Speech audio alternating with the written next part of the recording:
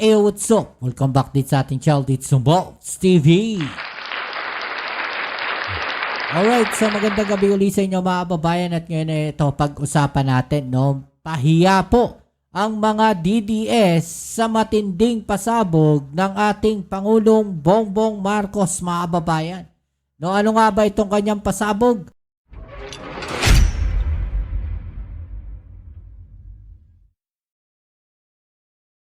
Yan po ang ating alamin ngayon at pag-uusapan, pero syempre bago ang lahat, please don't forget to subscribe, like, share at comment dyan sa comment section. Alright, so shoutouts na rin tayo sa mga followers natin dyan. Maraming salamat sa inyong suporta. At ito na nga mga kababayan, pag-usapan natin, no, bigla pong nagpakita ang ating Pangulong Bongbong Marcos mga kababayan. Matapos nga pong mapabalita na siya po ay na-ospital, no, at under observation mga kababayan, lumabas na po ang ating Pangulo at nagsalita po, no, at meron siyang matinding banat mga kababayan sa mga DDS po.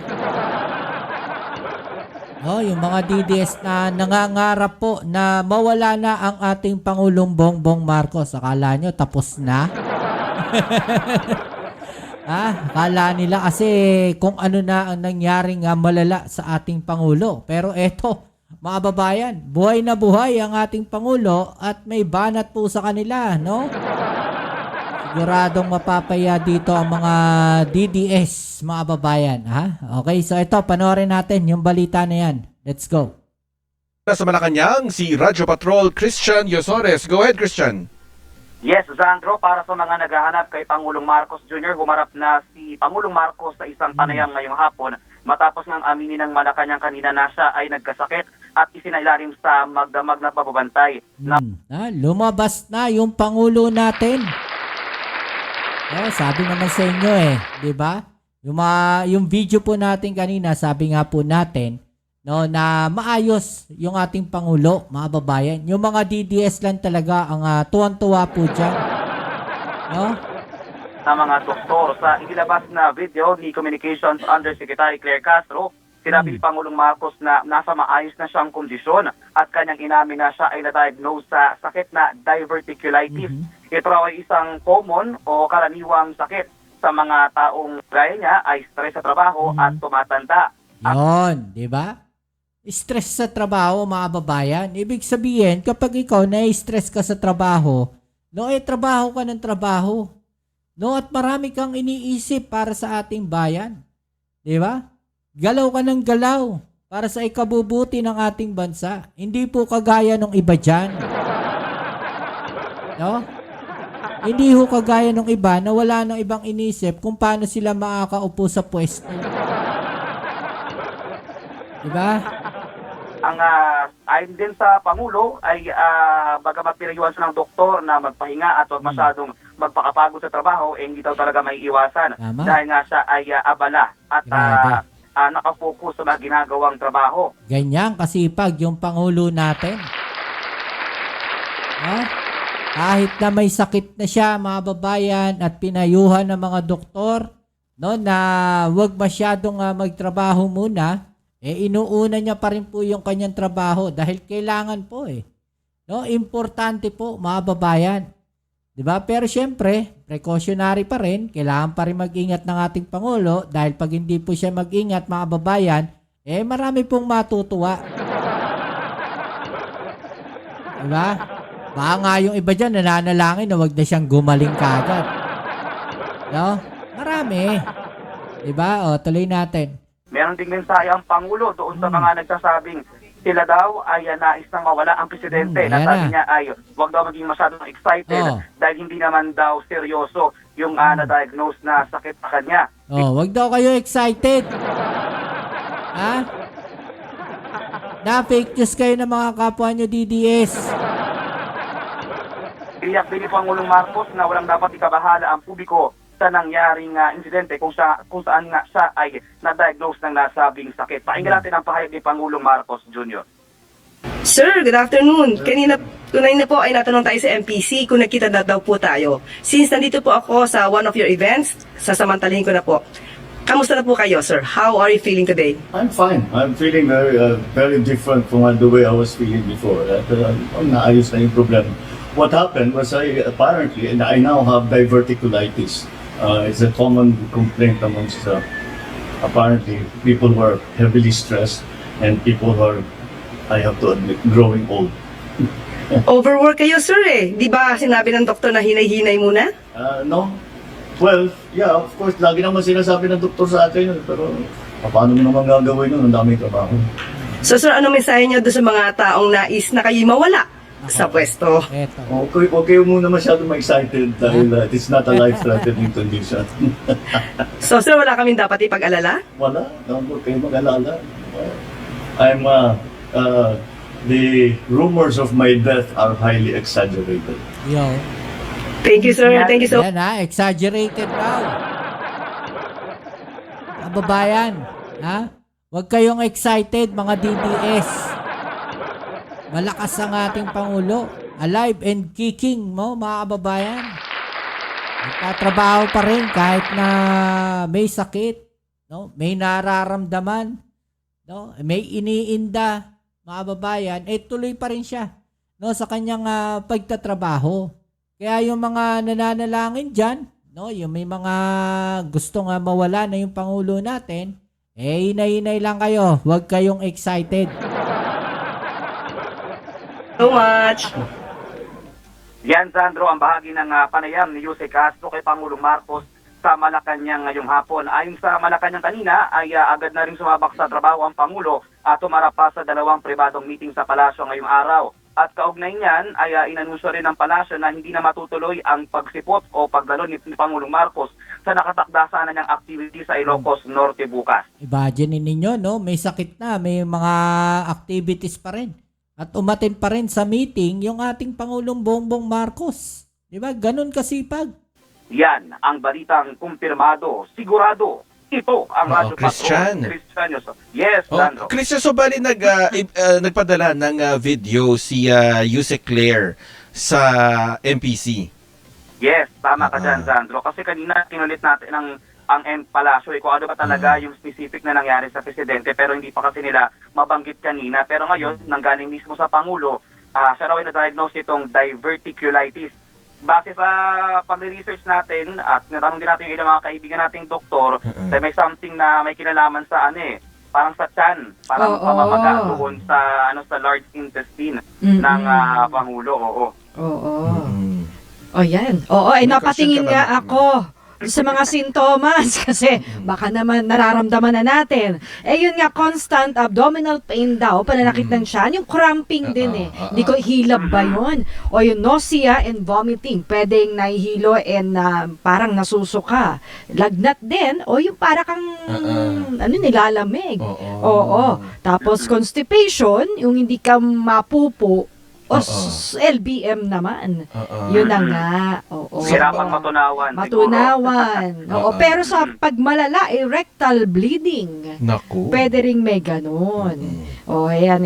Sinabi na natin ang sintomas, baka nararamdaman na natin. Magpatingin kayo sa doktor kapag may ganyan kayong Yung pala yun? sintomas. Oo nga. Ay, nahanap ko tuloy ngayon, ang cause. No? 2 main causes. Diet din daw. Kailangan marami kang fiber. Low kasi yung fiber mo, intake, at masyado kang makarne. Christian Gulay-gulay din. kulang sa exercise. Para makinig tayo. Ayan, obesity, paninigarilyo. Ayan. May mga din siguro yung mga, yun, pagtitake din daw ng ilang gamot na pwedeng makapag-cause nito, no? Yon. Ayan. Alright, sige, maraming salamat, Christian. Okay, so yun mga kababayan, Excuse me, no, yan. Medyo actually masama pa rin yung ating pakiramdam dahil sa pabago-bagong panahon mga kababayan, no. At ayan, no, naging mensahe ng ating Pangulo doon sa mga DDS mga kababayan. Huwag kayong masyadong atat. No, huwag kayong masyadong nagmamadali. No, dahil yung Pangulo natin, mga kababayan, ay malakas na malakas. No, kahit na may nararamdaman, may iniinda, may sakit, mga kababayan, ay patuloy pa rin pong nagtatrabaho. Hindi po kagaya ng ibang mga tao dyan, no, na alam nyo na, walang ibang ginawa, no, kundi siraan na lang yung ating gobyerno. Diba? Tapos wala namang ibang ginagawa, wala namang ibang tinatrabaho, mga kababayan. Natural lang na sa ating Pangulo magkasakit dahil marami pong iniisip. No, maraming iniisip na problema ng bansa, no, maraming trabaho, maraming meeting, mga kababayan. At ito pa isang balita na ating maidagdag na rin, no, dito sa ating pinag-uusapan ngayon. Plunder case po versus Estrada under DOJ preliminary investigation na ata, mga kababayan, no? Mga kasong plunder laban kay Senator Jinggoy Estrada sisimulan ng imbestigahan ng DOJ, mga kababayan. No? Ito, panoorin natin ang latest news update po dyan. Alright? Let's go. Samantala, magsisimula ng imbestigahan ng Department of Justice ang mga kasong plunder laban kay Senator Jinggoy Estrada. Nako, susunod na ba siya kay Bong Revilla, mga kababayan? Ako po, talaga naman, no, maalala natin, magkasama rin sila, no, na nakulong noon, no, at nauna ngayon, no, na nakulong na si Bong Revilla, at kung ito po ay mapapatunayan na si Jinggoy Estrada, no, ay guilty sa plunder, abay pangalawang kulong na nga po ito. Na magkasama na naman itong dalawang to, si Revilla at saka si Estrada. Sabi nga ng mga kababayan natin, walang kadala-dala. Itong dalawang to. Tuloy natin. Balita mula sa Quezon City. Hatid ni Radyo Patrol, Nico Bagsek. Nico. Susunod na si Senator Jinggoy Estrada na iimbestigahan sa mga kasong plunder ng Akala ko susunod na siya kay Bong Revilla. Department of Justice kaugnay ng flood control scandal ayon kay DOJ Prosecutor General Richard Padulyon.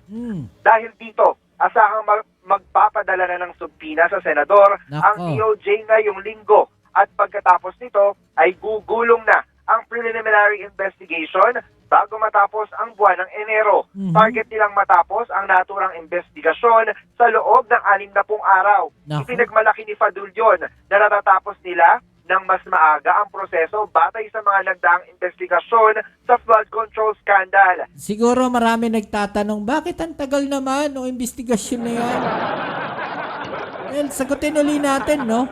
Ang ginagawa kasi nila, kailangan matibay talaga ebidensya. No, baka kasi pagdating ng panahon, lalabas na naman na hindi po sila guilty. Not guilty na naman yung lalabas sa kanila, mga kababayan. Diba? Ngayon, ito, kung mapapatunayan na guilty na sila this time, no, sa kasong plunder, aba, mukhang matagal-tagal po silang makukulong, mga kababayan, ha? Kaya dahil dito, inaasahang magkakaroon na ng desisyon bago matapos ang first quarter ng 2026. Bagamat aminado si Prosecutor General na naiinip na ang taong bayan na may mapanagot na big fish o mataas na opisyal ng pamahalaan, pinaliwanag niyang nais nilang siguruhing malakas at tatayo. Well, si Bong Revilla, 'di ba? Dating senator 'yan eh. Oh, hindi ba maiko-consider na big fish si Bong Revilla, mga kababayan? Sino ba gusto nilang big fish na makulong? Abay, syempre expected natin yung pangulo ang gusto nilang makulong. No, dahil dinadawit nga nila eh. Ang kaso kapag sinampa sa korte para makulong ang mga magiging akusadong individual. Kaya nagiging masinop sila sa pagkalap ng ebidensya. Patuloy din niya ang investigasyon sa iba pang maanumalyang proyekto sa pang-infrastruktura. Kaya kailangan lang aliyang magtiwala ang publiko sa proseso. Yan ang balitang kumpirmado. Yan, no? Kailangan talaga no, maniwala tayo sa proseso na magtuloy-tuloy po. No, yung mga investigasyon na yan. Huwag kayong mainip, no, sa mga DDS. Huwag kayong mag-alala. May makukulong. Hindi man nasunod yung timeline, hindi man nasunod yung time frame, no, asahan ninyo, may mga makukulong talaga. Okay, so hanggang dito na lang muna ang ating video ngayon mga babayan. Muli ako'y nagpapasalamat sa lahat ng patuloy na nakasuporta dito sa ating channel. Kita-kits tayo sa ating next video upload. Suportahan nyo po palagi ang ating mga video. At maraming salamat po sa inyo. Ito muli ang inyo Kuya Mobs, it's Mobs TV. Peace. Amen.